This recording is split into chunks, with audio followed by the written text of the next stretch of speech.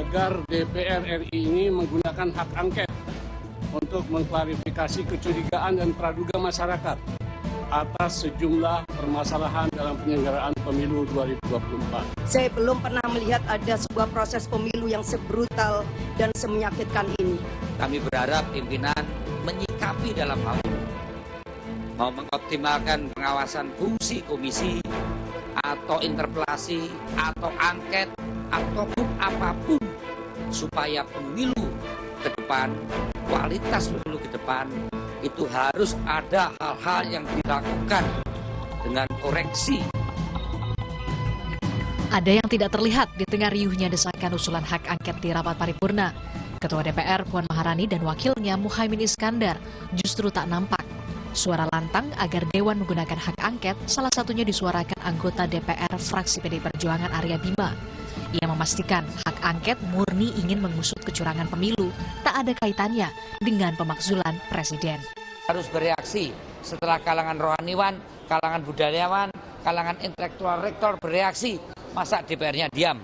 Maka usulan hak angket silahkan itu menjadi kajian usulan kawan-kawan DPR untuk digulirkan menjadi suatu mekanisme di dalam fungsi pengawasan. Tidak ada urusan angket dengan pemakzulan. Meski sejumlah anggota DPR nyaring mengusulkan hak angket di rapat paripurna, pimpinan sidang yang juga wakil ketua DPR fraksi Gerindra punya pendapat lain. Sufmi Dasko Ahmad menyebut penggunaan hak angket memiliki mekanismenya tersendiri di DPR. Dalam interupsi di di paripurna itu kan kita menampung aspirasi dari anggota yang interupsi. Dan tadi kita lihat bahwa misalnya hak angket itu kenapa kemudian kita kemudian lanjutkan dengan yang lain, karena memang hak angket itu kan ada mekanisme.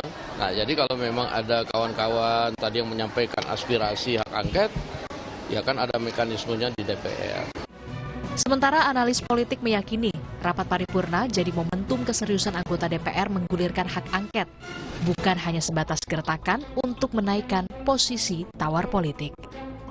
Maka satu-satunya cara untuk melihat apakah hak angket ini serius atau tidak digulirkan oleh teman-teman fraksi di DPR adalah segera mengusulkan ini kepada pimpinan DPR.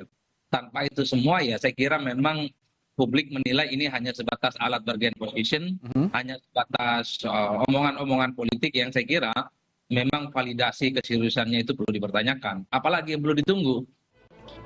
Lantang suara pengunjuk rasa di luar gedung DPR menyebut ada kecurangan di pemilu 2024, tapi senyapnya suara pimpinan koalisi pendukung jadi indikasi isu angket kehilangan induk. Tim Liputan, Kompas TV.